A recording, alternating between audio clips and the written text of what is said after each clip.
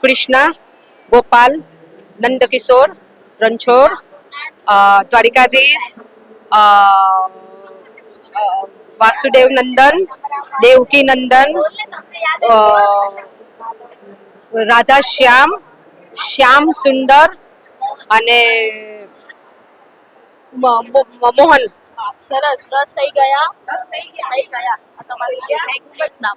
ચાલો. શ્યામ, માધવ, ગોપાલ, બાલકૃષ્ણ, બાકે બિહારી રામ, પછી નંદકિશોર, શ્યામલ,